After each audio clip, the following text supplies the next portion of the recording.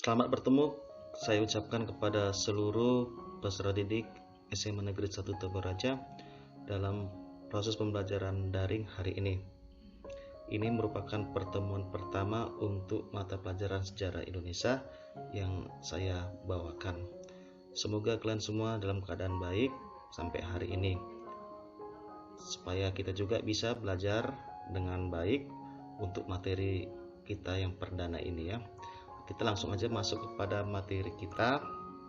Adalah materi kita bab 1 ini ya, judulnya antara kolonialisme dan imperialisme. Ini merupakan judul dari bab 1 yang nanti akan dibagi menjadi beberapa KD ya.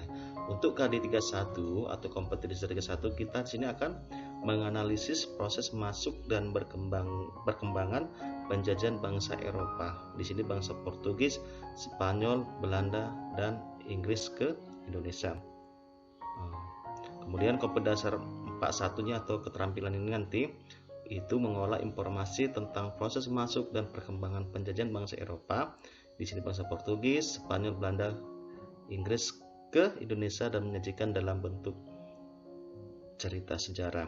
Nah, bersama Bapak Prison H. Panjaitan. Ini yang kita bahas yaitu tentang perburuan mutiara dari timur.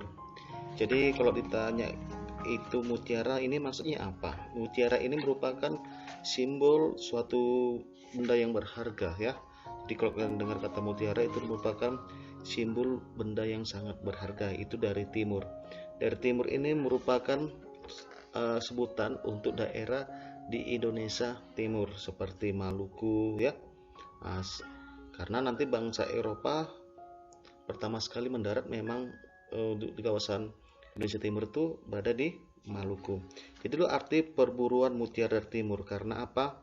Kekayaan alam di Indonesia itu sangat melimpah ruah, terutama di kawasan Indonesia Timur sana. Banyak sumber-sumber kekayaan alam yang bisa diambil keuntungan. Makanya banyak bangsa-bangsa Eropa itu sangat tertarik datang ke Indonesia.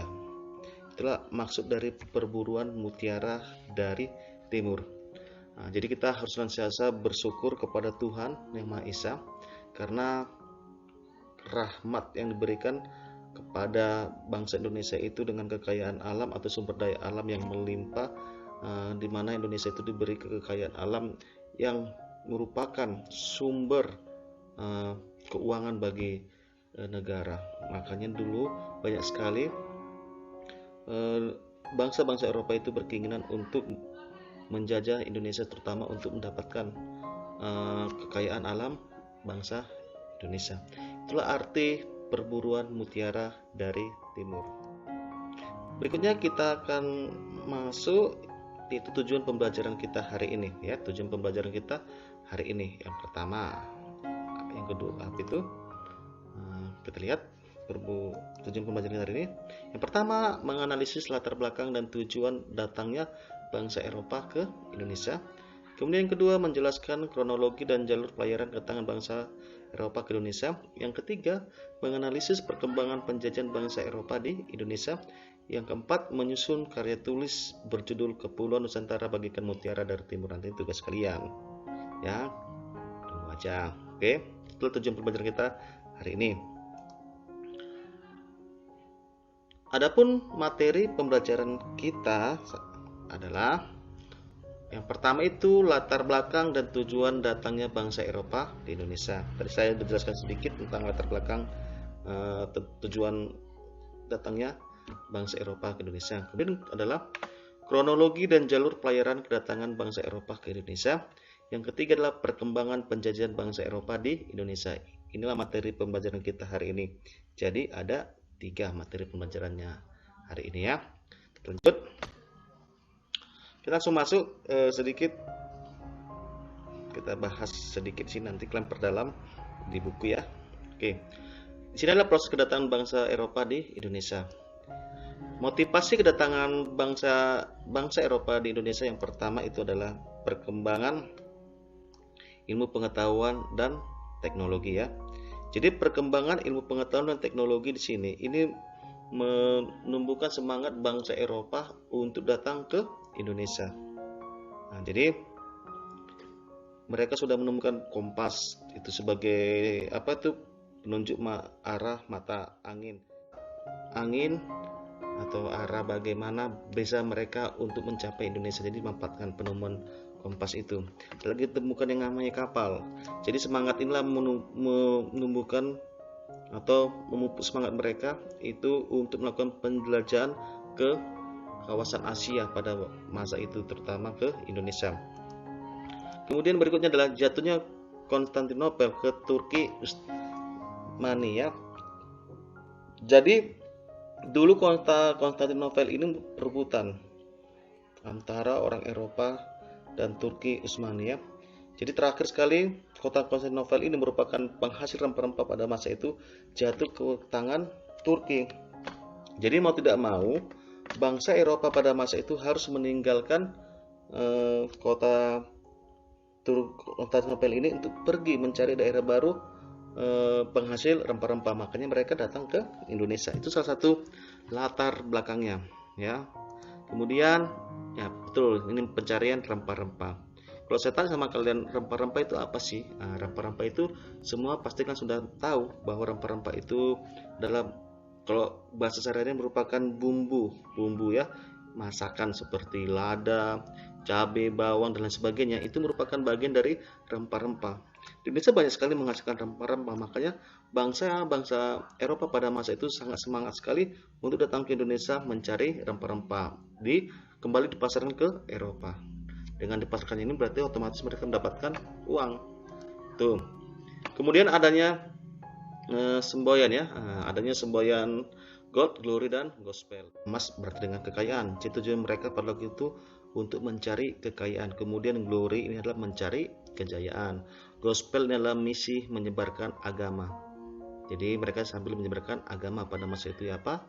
Agama Nasrani. Itulah motivasi kedatangan bangsa Eropa di Indonesia. Ya. Adapun proses kedatangan bangsa-bangsa Eropa di Indonesia. Yang pertama itu bangsa Portugis, yaitu Pedro dan Antonio de Abreu. Jadi inilah proses kedatangan bangsa Portugis. Saya menjelaskan secara singkat ini, nanti itu lebih lengkapnya kalian baca saja di buku ya. Itu kemudian bangsa kedua adalah Spanyol.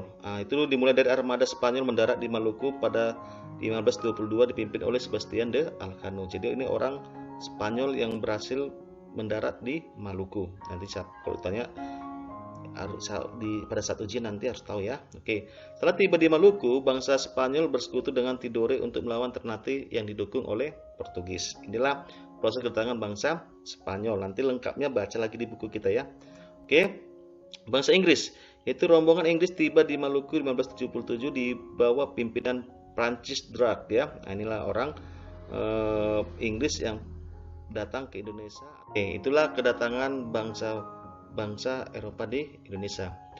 Oke, berikutnya satu lagi ada, itu bangsa Belanda, yaitu pertama sekali armada Belanda pertama kali tiba di Banten pada 1596 di bawah pimpinan Cornelis de Houtman. Jadi bangsa Belanda pertama sekali itu mendarat tahun 1596 di bawah pimpinan Cornelis de Houtman ya. Berikutnya rombongan kedua Belanda yang dipimpin oleh Jacob van Eyck berhasil membangun hubungan dagang dengan Banten. Ini awal mula bangsa Belanda itu tiba di Indonesia. Nanti pada akhirnya mereka terus menjadi Indonesia sampai lebih kurang dari 350 tahun. Itulah proses kedatangan bangsa-bangsa Eropa di Indonesia. Oke. Nah, itu materi singkat kita hari ini ya. Nah, saya kasih materi ini, itu semua sumbernya dari buku kita pegang, itu Kementerian Pendidikan dan Kebudayaan Republik Indonesia tahun 2017, Sejarah Indonesia Jakarta. Kementerian Pendidikan dan Kebudayaan Republik Indonesia. Kalau kalian lihat tuh buku di halaman 1 sampai dengan halaman, bisa kalian lihat buku kalian ya, sampai halaman 22. Itulah materi kita. Nanti kalian perdalam saja di situ, dari buku itu bisa kalian baca. Saya rasa cukup sekian penjelasan dari saya. Sekali lagi saya sampaikan kepada kalian supaya tetap semangat dalam proses belajar online ini. Ikuti semua pelajaran dan aktif selalu. Sekian dan terima kasih.